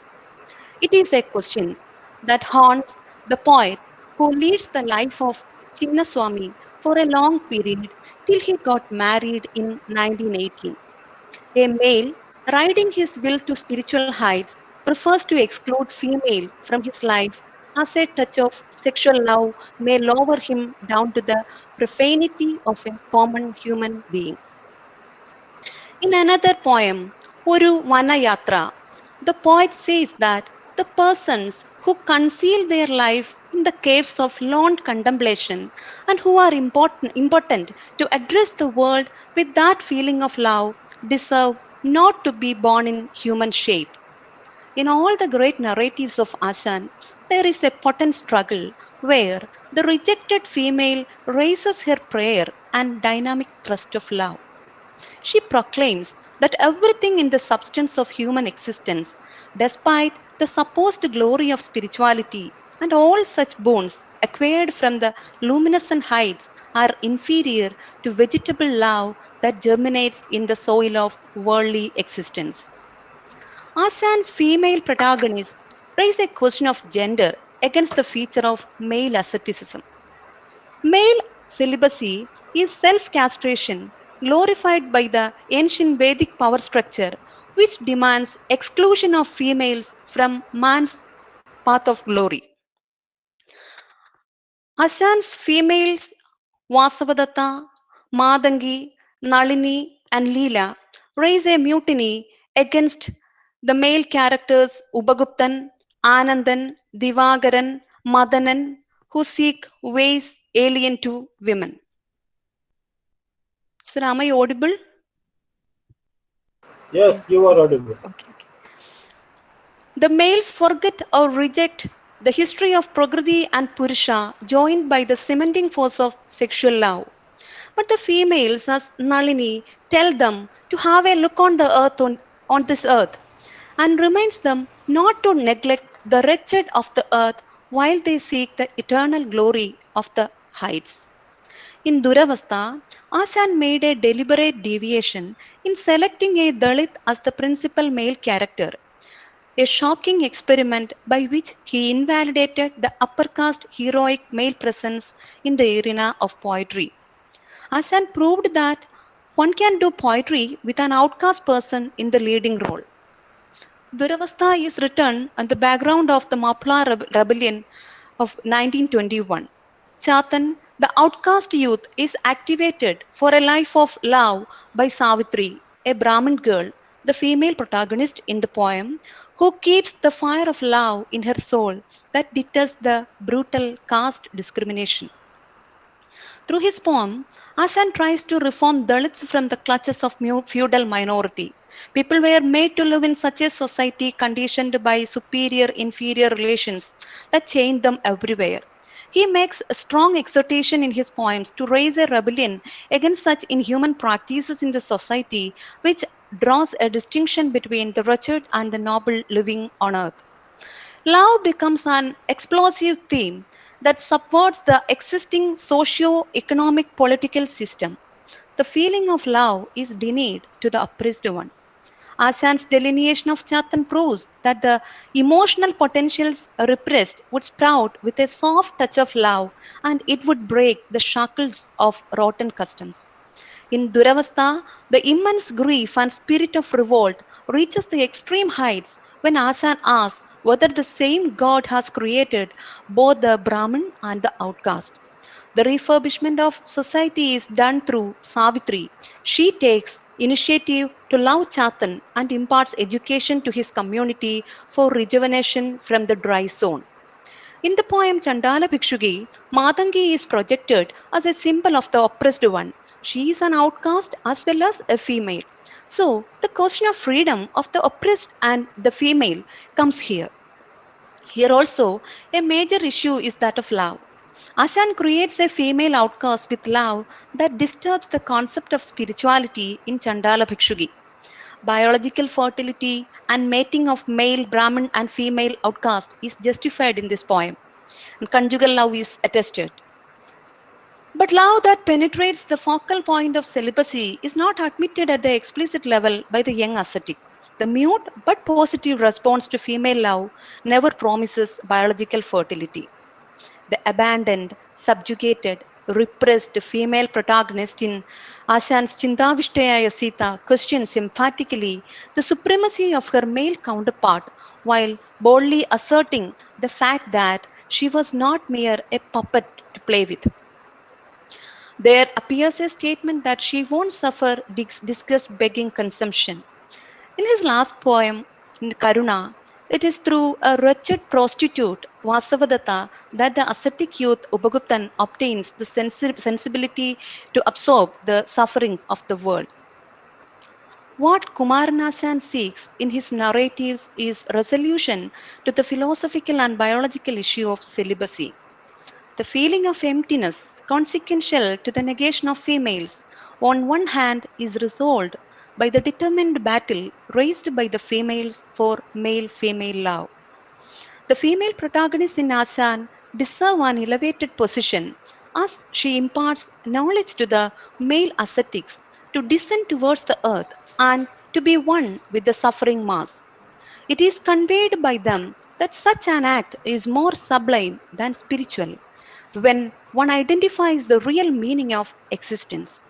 The woman who has been excluded from the main frame gets a new vigor in Asan as he himself takes her as his mouthpiece and liberates her forward from the repressive games that the power structure plays. I would like to conclude my paper with a quote from Asan: thyself change the laws, otherwise the laws may change thee. Thank you. Thank you, ma'am, for your beautiful presentation. Thank you, sir. And now I would like to call next participant, Jangdao Basumatre. Yes. Yes, sir. Jangdao Basumatre, women participation in seasonal festivals of the Bodos as study. Please start your presentation. Thank you, sir, for introducing me. Good morning, everyone present here. My topic is women's participation in seasonal festivals of the Bodos, a study. The Bodos or Boro are one of the oldest indigenous tribes of Northeast India. The term Bodo denotes both the language and the community. They are known in different names in different places by their neighbors, non-Bodo people like Bodo or Boro or Boro Kasari in Assam, Mes in the state of West Bengal, Meche in Nepal. Their main concentration is found in the state of Assam and some adjacent areas of Arunachal Pradesh, Meghalaya, Nagaland, Mizoram, Manipur, Tripura, West Bengal, Nepal, and Bhutan. According to the Census of India 2001, the number of Bodo speakers in the Assam is 12,96,162. The Bodos have their own language, literature, culture, traditions, customs, beliefs, socio-religious practices, and they have their own fairs and festivals by which they represent their own worldview. The Bodo community is an egalitarian society. They do not have any caste differences. Their socio-culture is based on social equanimity, and there is nothing of the sort of caste system. The structure of the Bodo society is primarily patriarchal in nature, with few elements of matriarchal. Father is the head of the family, who is honored, respected, and obeyed by other members of the family. All the male members of the family enjoy the inheritance right unless one goes out of family during the lifetime of his father with intention of living separately from the bonds of joint family. Although the social structure of the Bodos is based on the patriarchal system, and the place of women in their society is high. If there is no male child in a family, then the property is distributed among the daughters. They can enjoy such properties even after their marriage. The main objectives of the paper is to understand the role and participation of the Bodo women in celebration of seasonal festivals of the Bodos, and to identify and highlight the seasonal festivals celebrated by the Bodo people. Like many other tribes of Assam, the Bodos of Assam also observe several major and minor festivals and ceremonies throughout the whole year. Since the Bodo are agrarian by profession, most of their festivals are connected to their occupation. A few festivals are celebrated at a larger scale for thanking the god and goddesses, and also to say a prayer for this crop. There are mainly 4 seasonal festivals among the Bodos, which is Baisago festival, Maga or Domasi festival, Katigasa Saunai festival, and Amtisua festival. Though these 4 seasonal festivals are related with seasonal festival, and actually these 4 are also related with religion and agriculture. The next one is Baisago festival. Baisago is one of the most popular seasonal festival of the Bodos. It is generally observed in the month of April. It is a spring or harvesting festival, which is signify the beginning of the new year, Assamese year. It is most important occasion of merrymaking in the social life of Bodo community. The Baisago festival starts from the last day of the month of Chaitra and lasts to the 6th day of the month of Baisakh. In Assamese, this festival is known as Bihu.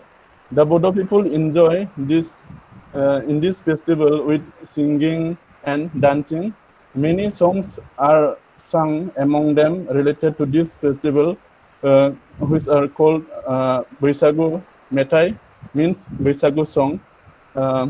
In the celebration of Baisago, the cattle play an important role because the Baisago festival starts on the last day of the month of Chaitra, or the day of Sankranti of Chaitra. It begins with a sort of cattle race. This day is known as Mosoni Baisago, means Baisagu for cows or cattle. Um, Among the Bodos, various traditional rituals are observed during the time of Mosoni Baisagu. On that day, in the early morning, the Bodo people lead the cattle to the neighboring rivers to take bath and wash. Before taking to the river, the horns and hoofs of the cattle are smeared with mustard oil. The body of the cow is spotted with black marking with a mixture prepared from black ashes and mustard oil by using the stem of the eri trees. After bathing in the river, the cows are led to the grazing field by the cowshed or the male folks, and cows are given new robes, and thus the first Baisagu, which means for the cows, and the participation of women during Baisagu festival is inseparable.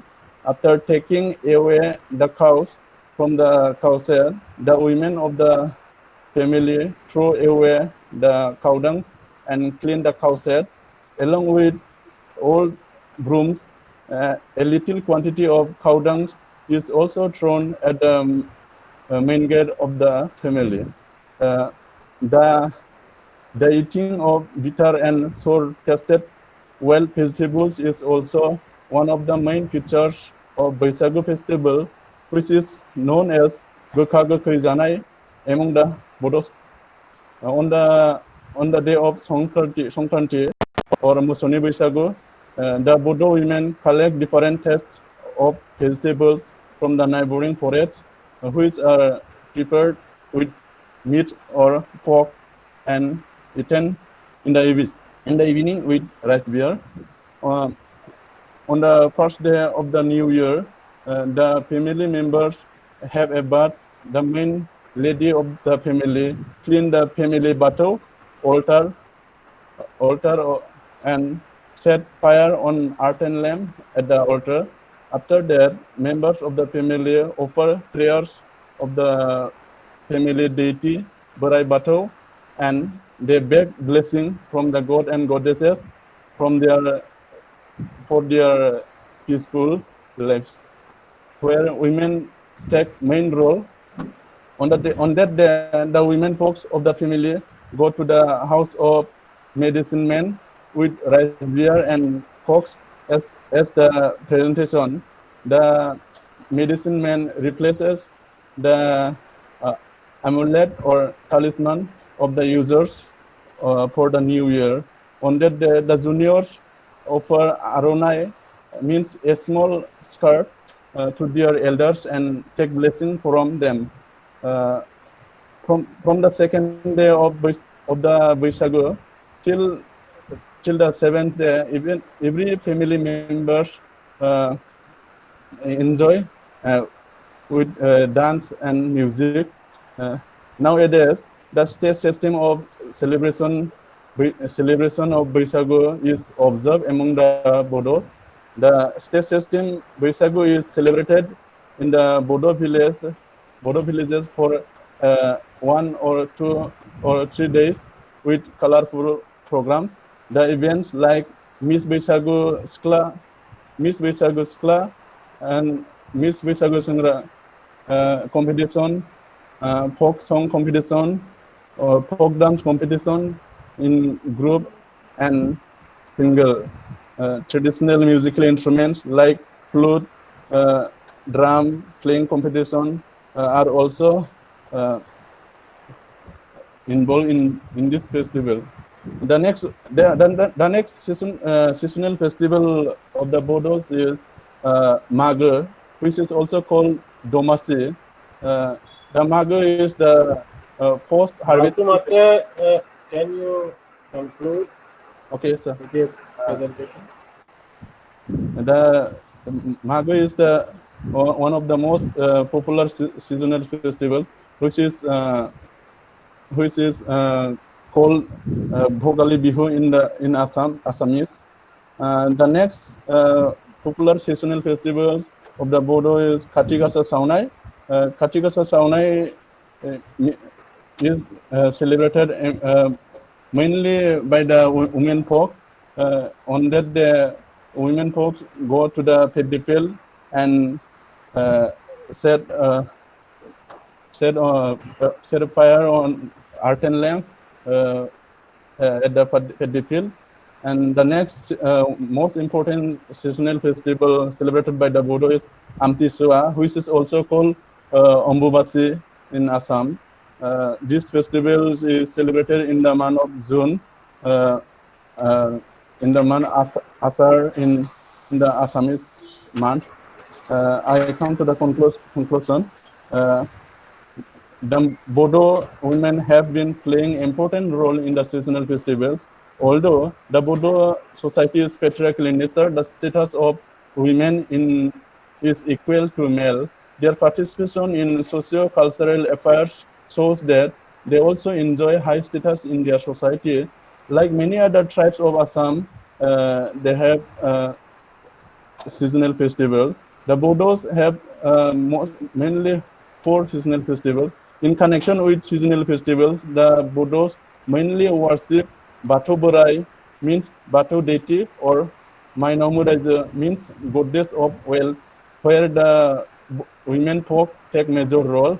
The Bodo customs and social traditions have empowered equal freedom for girls as well as to the women in their society. Thank you, sir. Over to you. Thank you, Basmati, for your presentation. Now this session is open for discussion. If you have any queries from the participants, then you can ask your questions. Anyone who would like to ask any question or any clarification from the participant? Those who are present here.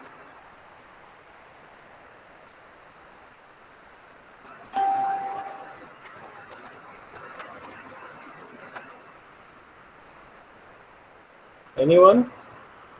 No. Okay, Pinaki. Yes, sir. Sorry to interrupt, but sir, I guess one participant is left, Shrestha Bhardwaj. But I have just, someone have just written that she has already presented her paper. Okay. Okay. Shrestha is there? I think, no, she is not. Okay, sir, it's fine Yeah. if she is not here. So thank you so much, sir, for this wonderful session, for carry on proceeding so well. Thank you for Thank you for inviting. You're welcome, sir.